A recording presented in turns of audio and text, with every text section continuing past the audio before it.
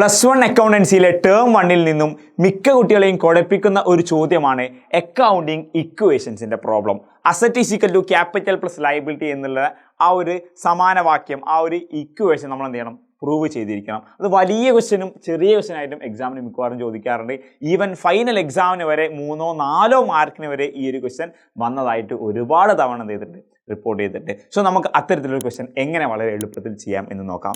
ഈ ഒരു ക്വസ്റ്റ്യൻ്റെ പ്രത്യേകത എന്ന് വെച്ചാൽ നമുക്ക് കുറച്ച് ട്രാൻസാക്ഷൻസ് തരും, എന്നിട്ട് പറയും എന്താണ്? Asset is equal to capital plus liability. അതെന്താണ്? A is equal to C plus L.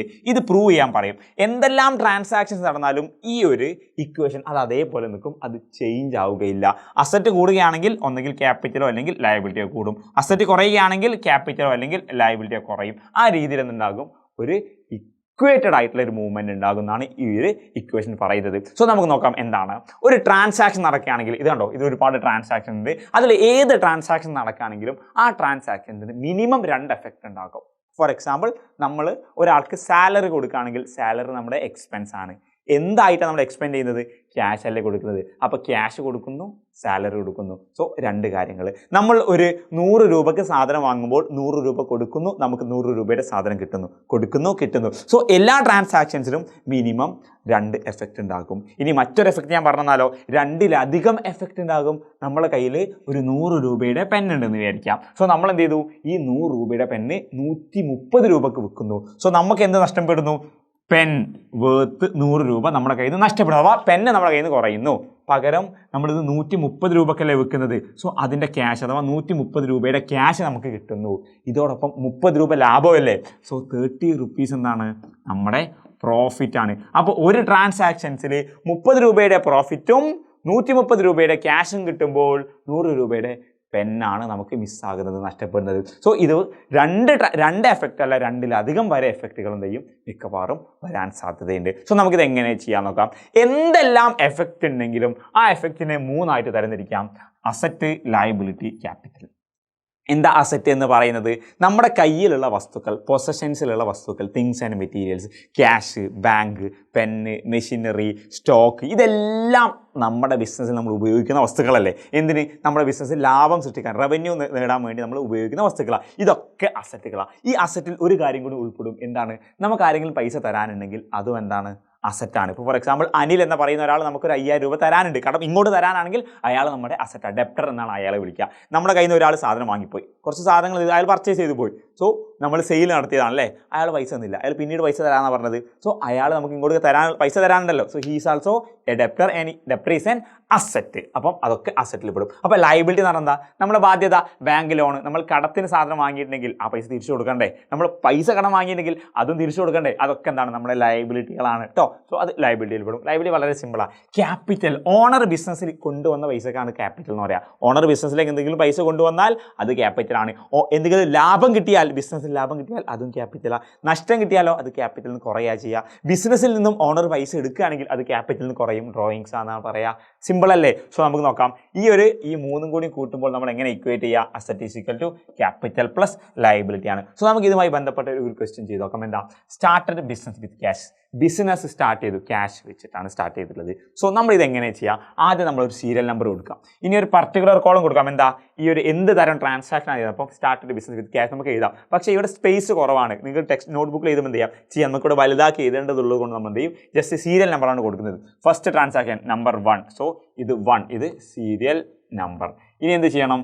നമുക്ക് asset is equal to capital plus liability അല്ലേ. സോ ഇവിടെ എന്താണ്? ഈ സൈഡിൽ അസറ്റ്, ഇടതുവശത്ത് എന്ത് ചെയ്യും? നമ്മൾ അസറ്റ് ചെയ്തു. ഏറ്റവും വലതുവശത്ത് എന്ത് ചെയ്യും? നമ്മൾ ക്യാപിറ്റൽ എന്ന് എഴുതും. എന്താണ്? ക്യാപിറ്റൽ എന്ന് എഴുതും. ഇനി ലയബിലിറ്റീസ് എന്ത് ചെയ്യും? നമ്മുടെ ക്യാപിറ്റലിൻ്റെ തൊട്ട ഇപ്പുറത്തായിട്ട് എന്ത് ചെയ്യും? നമ്മൾ എഴുതുന്നതായിരിക്കും. എന്താണ്? ക്യാപിറ്റൽ അറ്റതും അതിന് തൊട്ടപ്പുറത്ത് ലയബിലിറ്റീസ്. അതെന്തുകൊണ്ടാണെന്ന് അറിയോ? ക്യാപിറ്റലിനാകെ ഈ ഒരു സ്പേസ് മതി, ഒറ്റ സ്പേസ് മാത്രം മതി, അല്ലാണ്ട് കൂടുതൽ വേണ്ട. പക്ഷേ അസറ്റിന് ഏതാ ഇത്ര സ്പേസ് വേണം, ലയബിലിറ്റിക്ക് കുറഞ്ഞൊരു സ്പേസും. സോ നമുക്ക് ചെയ്യാം.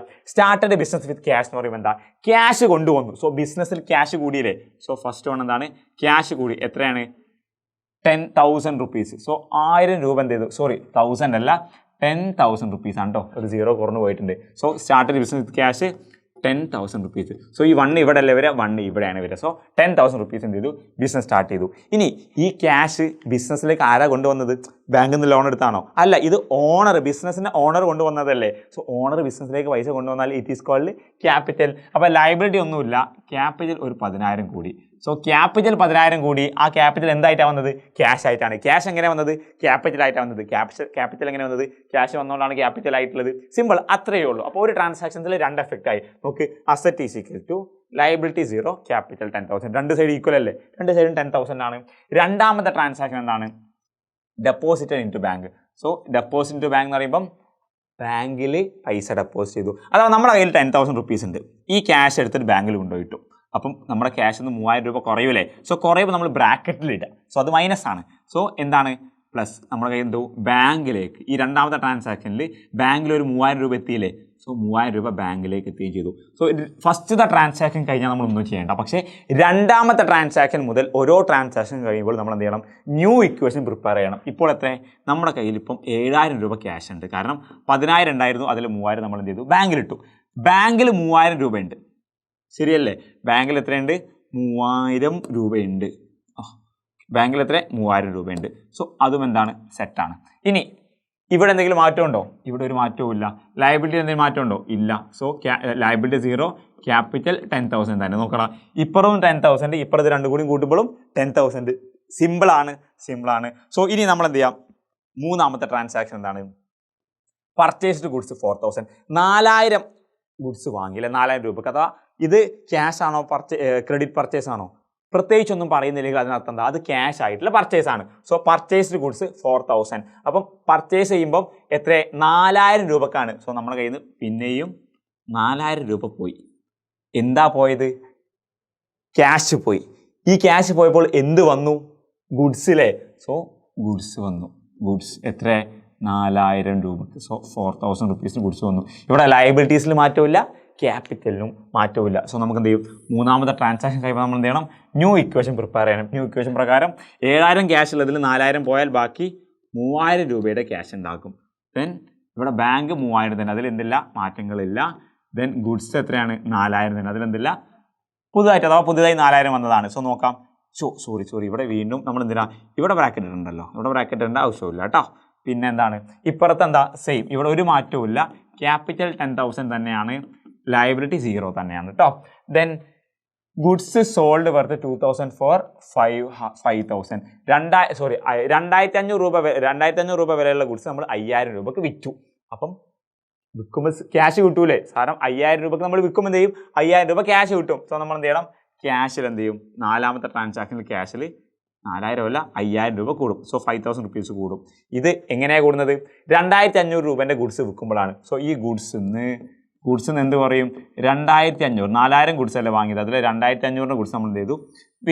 വിറ്റു. സോ ഇവിടെ എന്തെങ്കിലും മാറ്റമുണ്ടോ? ഇവിടെയും ഒരു മാറ്റമില്ല എന്ന് പറയാൻ പറ്റുമോ? മാറ്റമുണ്ട് മക്കളെ. നോക്ക്, ഇവിടെ 5,000ൻ്റെ ഗുഡ്സ് നമ്മൾ വിറ്റത് 2,500 അല്ലേ? 2,500 നമ്മളിത് വിൽക്കുകയാണെങ്കിൽ നമുക്ക് എത്ര ലാഭം? 2,500 ലാഭമല്ലേ? 2,500 സാധനം 5,000 വിൽക്കുമ്പോൾ 2,500 ലാഭമല്ലേ?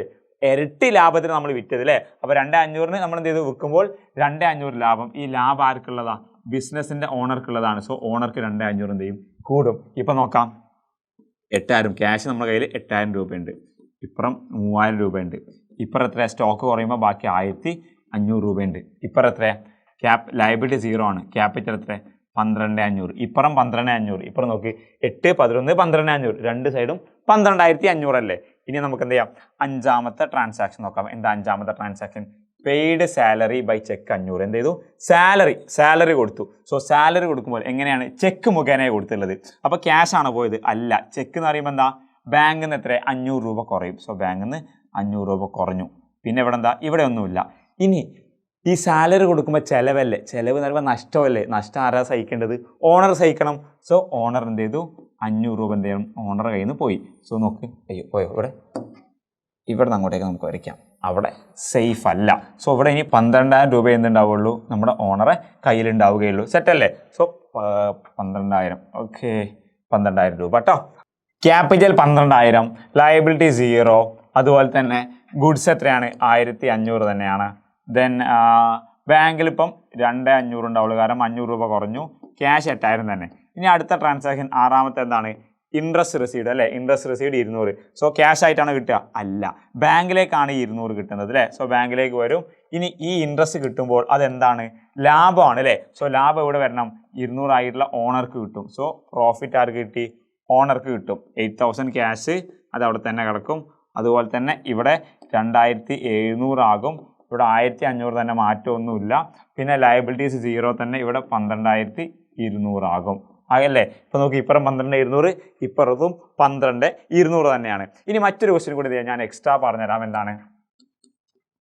Purchased goods. ഇപ്പം നിങ്ങൾ ലയബിലിറ്റി ഒന്നും ഇല്ല എന്ന് പറയുന്നുണ്ടല്ലോ. So purchase goods on credit. ക്രെഡിറ്റിന് എത്ര? ഒരു 2000 രൂപക്ക് സാധനം വാങ്ങി. സോ അങ്ങനെ ചെയ്യുമ്പോൾ എന്താ ട്രാൻസാക്ഷൻ വരിക? നമ്മുടെ ഏഴാമത്തെ ട്രാൻസാക്ഷനിൽ ക്യാഷ് ആണോ? ഇല്ല. ബാങ്ക് ഉണ്ടോ? ഇല്ല. ഗുഡ്സ് എത്രയാണ്? 2000ന്റെ ഗുഡ്സ് എന്ത് നമ്മൾ വാങ്ങിയില്ലേ? ഇനി എന്ത് ചെയ്തു? ഈ ഗുഡ്സ് എങ്ങനെ വാങ്ങിയത്? കടത്തിനാണ് വാങ്ങിയുള്ളത്. സോ ഇവിടെ ക്രെഡിറ്റർ ലയബിലിറ്റി എന്ത് ചെയ്തു? ക്രെഡിറ്റർ എത്ര കൂടി? 2000 രൂപ എന്ത് ചെയ്തു? ക്രെഡിറ്റർ കൂടി. ഇനി നമ്മുടെ ബാലൻസ് നോക്കാം. ഇപ്പോൾ ക്യാപിറ്റൽ ബാലൻസ് എത്ര? 12200 ക്യാപിറ്റൽ ബാലൻസ്. ഗുഡ്സ് ലയബിലിറ്റി അഥവാ ക്രെഡിറ്റർ 2000 ഉണ്ട്. ഇനി എന്താ? ക്യാഷ് 8000, അതിലെന്തില്ല? യാതൊരു വ്യത്യാസവും ഇല്ല. 2700 തന്നെയാണ് എന്തുള്ളത്? 27000 2700 എന്താണ്? നമ്മുടെ ബാങ്കിലെ ബാലൻസ്. ഗുഡ്സിൻ്റെ ബാലൻസ് എത്രയാ? 3500. നോക്ക്, 3500 പ്ലസ് 2700 6200. 6200 8000 14200. ഇപ്പുറം 12200 2000 14200. കണ്ടോ? രണ്ട് സൈഡും ഈക്വൽ ആയിരിക്കും. ഇതാണ് അക്കൗണ്ടിങ് ഇക്വേഷൻ കൺസെപ്റ്റ് അല്ലെങ്കിൽ അക്കൗണ്ടിങ് ഇക്വേഷൻ പ്രകാരമുള്ള പ്രോബ്ലംസ്. ഈ ഒരു ക്വസ്റ്റ്യൻ എന്തായാലും നിങ്ങൾക്ക് ഓണപരീക്ഷ ക്ലാസ് ടെസ്റ്റായി നടത്തുന്നുണ്ടെങ്കിൽ, ടേം 1 എക്സാമിനേഷൻ ഉണ്ടെങ്കിൽ തീർച്ചയായും ഇത് ചോദിക്കും. ഈവൻ ഫൈനൽ എക്സാമിനും ക്രിസ്മസ് എക്സാമിനും മോഡൽ എക്സാമിനും ഒക്കെ ചോദിക്കുന്ന ഒരു ചോദ്യമാണ്. അപ്പോൾ നന്നായിട്ട് പഠിക്കുക. കൂടുതൽ അറിയാൻ നമ്മുടെ എജുപൂർണ്ണ ചാനൽ സബ്സ്ക്രൈബ് ചെയ്യുക. നമ്മുടെ ലൈവുകളൊക്കെ സ്ഥിരമായിട്ട് എന്ത് ചെയ്യാം? കാണുക. ഫ്രണ്ട്സിന് ഷെയർ ചെയ്യുക. Bye bye.